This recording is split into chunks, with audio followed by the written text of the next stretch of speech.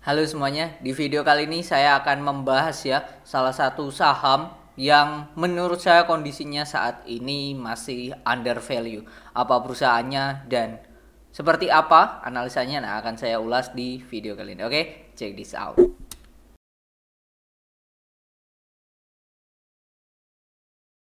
Saya tag video ini tanggal 13 Februari 2024 jam setengah 5 mau ya.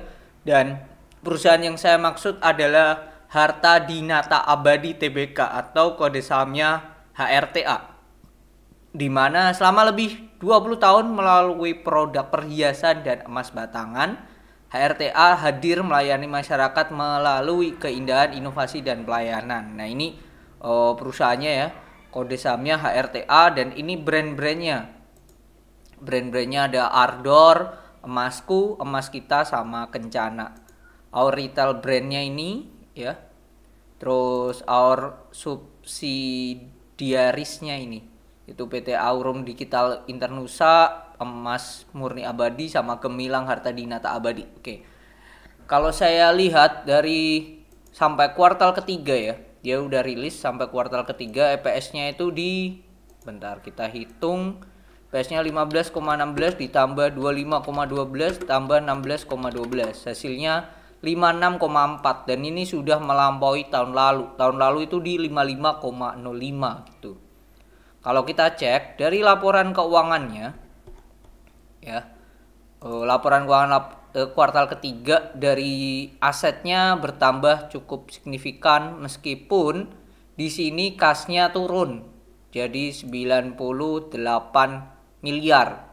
Nah, tapi di sini ada persediaan yang naik jadi 3,312 juta miliar, 3,3 triliun, sebelumnya 2,3. Nah, ini kita cek di note nomor 7 persediaan. Nah, ini barang jadi itu 1,6 dan ada bahan baku 1,4. Barang dalam proses 129 M dan bahan pembantu 40 M. Di sini menunjukkan bahwa ini kalau barang jadi ini 1,6 T ini jadi duit ya. Sudah siap lah untuk jadi duit lah ibaratnya kayak gitu. Bahan baku juga udah siap mereka kalau harga emasnya sendiri naik. Oke. Nah, ini dan juga mereka ada duit yang ditaruh deposito berjangka yang dijaminkan yaitu senilai 42,3 M. Jadi lumayan besar. Kalau kita cek di kasnya di note nomor 4, kasnya sendiri untuk perusahaan, nah ini hanya di bank 98. Tadi kalau depositonya sudah disendirikan ya. Depositonya sudah disendirikan senilai 42,3 miliar tadi. Oke, kalau kita cek di sini, nah ini depositonya di note nomor 10. Di note nomor 10 ke lancor. Di note nomor 10 ini 6 9. Nah ini deposito berjangka ya, yaitu di BNI dengan imbal hasil 3,25 sampai 4,25 per tahunnya.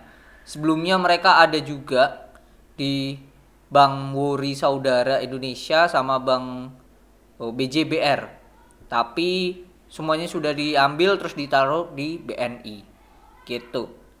Oke, kalau kita lihat dari liabilitas perusahaan, beban bunga itu ada ya 1,6 T. Wow, 1,6 T jangka pendek, terus tambah hutang jangka panjang yang jatuh tempo kurang dari 1 tahun itu 187. Sama hutang obligasi mereka ada 500, terus hutang bank jangka panjang juga ada 300. Kalau di total ya 1688 ditambah ini hutang bank 187 ditambah ini utang obligasi 597 ditambah utang bank ini 345. Totalnya 2,8 triliun ya. Utangnya ini utang berbunga dan besar ya. Besar. Tetapi yang perlu kita cermati di sini adalah utang jangka pendeknya terutama, yaitu ada 1,6 tambah 100 M ya. Nah, ini ada 1,8 triliun ya utang berbunganya. Nah, ini PR untuk perusahaan. Tapi mereka punya ekuitas saldo laba yang belum digunakan, penggunaannya itu 1 triliun sendiri ya. Jadi lumayan besar naik. Nah, di sini kita lihat ya di mana penjualan mereka itu naik signifikan tahun lalu dibandingkan tahun lalu ya. Tahun lalu hanya 5 triliun, tahun ini sudah 9,3, naiknya hampir 100%. 9331 kurangi 5103. Nah, 4 triliun loh. Naiknya udah 82%. That's why yang membuat labanya sudah melampaui laba tahunan tahun lalu gitu. Nah, ini selain itu juga kalau kita cek, mereka ada penghasilan keuangan ya yang bertambah 1,7 M meskipun nggak besar. Nah, yang bagusnya menurut saya di sini adalah HRTA, meskipun penjualannya naik signifikan, harusnya kan beban penjualan dan lain-lain naik. Tapi di sini beban penjualannya naiknya hanya tipis. Hal itu menunjukkan bahwa mereka makin efisien gitu. Oke, terus ya itu aja sih. Nah, kalau kita cek di sini penjualannya di Note 25. Nah, ini ada grosir dan toko. Nah, grosirnya ini makin gede ya, 7,8 T. Nah, ini berarti ada ibaratnya mereka menjalin kerjasama, that's why bisa menjual dalam bentuk grosir dan ini gede banget. Gede banget. Terus nah ini perhiasan dan logam mulia ya, grosir dan toko 7,8 triliun. Nah, ini ada penjualan dengan rekanan 8M tipis, terus bunga pinjaman dan administrasi dari usaha gadai ini 44M. Ini turun lah. Kedua ini pendapatan ini turun, tapi so far dari perhiasan dan logam mulia ini naiknya signifikan dari sini aja. Gitu. Ini hal yang bagus ya saya melihat ya.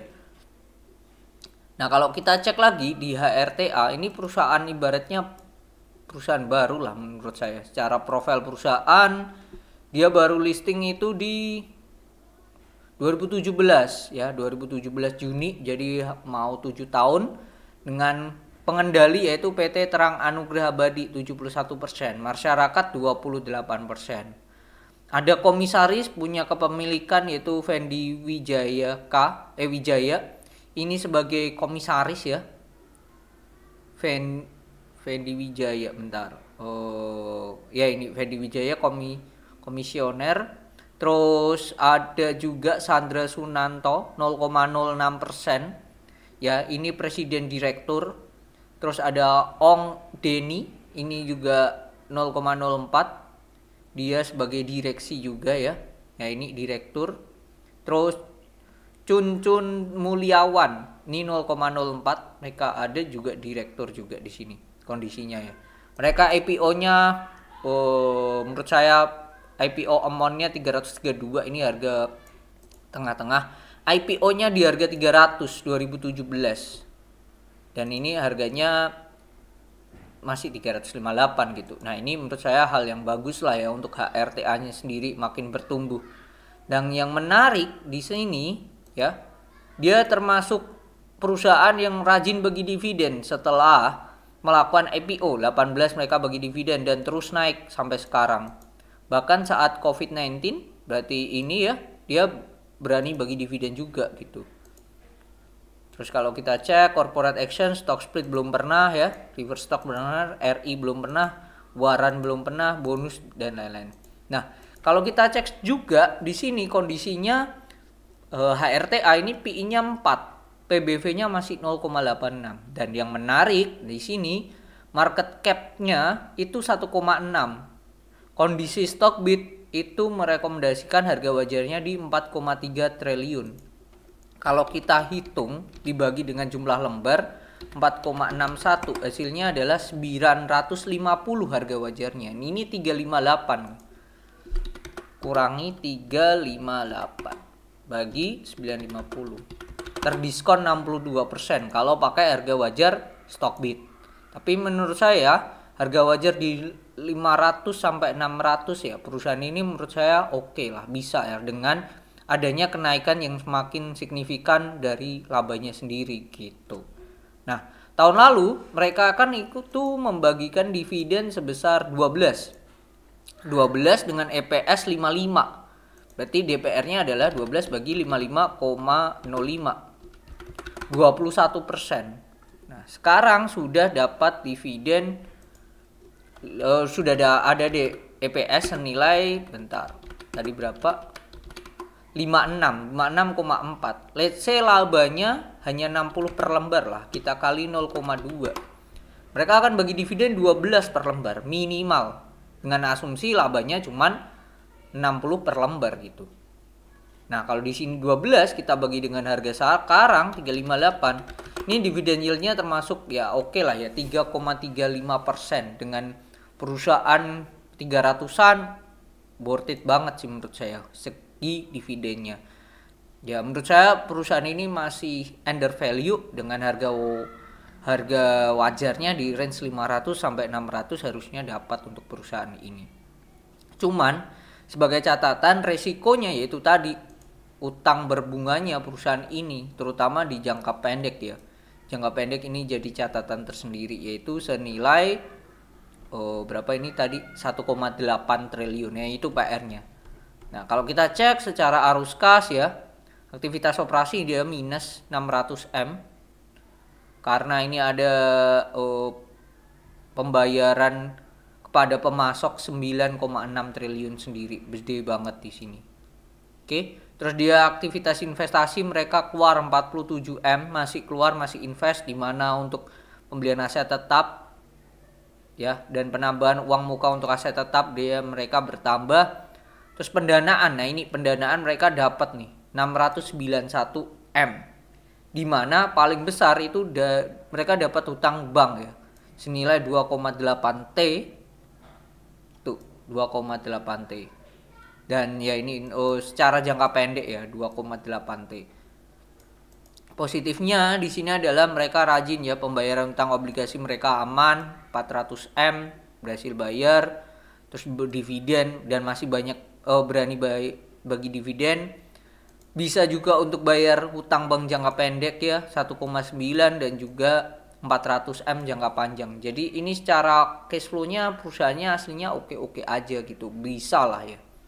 Yaitu PR-nya yang jadi catatan ya utang jangka pendeknya yang besar, utang berbunganya terutama 1,8 T, tetapi potensi untuk growth-nya perusahaan ini masih besar karena ya itu tadi persediaannya barang jadinya sendiri 1,6 T, itu poin plusnya. Terus juga mereka menjaga ya kondisi dengan penjualan grosirnya yang kenaikannya signifikan di 2023 ini. Menurut saya HRTA menarik. Nah, mungkin itu view saya tentang HRTA. Jikalau mau membeli, mohon analisa lagi lah ya terutama. Itu sih. Mungkin itu disesuaikan dengan preferensi masing-masing. Semoga bermanfaat dan semoga Bapak Ibu dan teman-teman sehat selalu. Bye bye.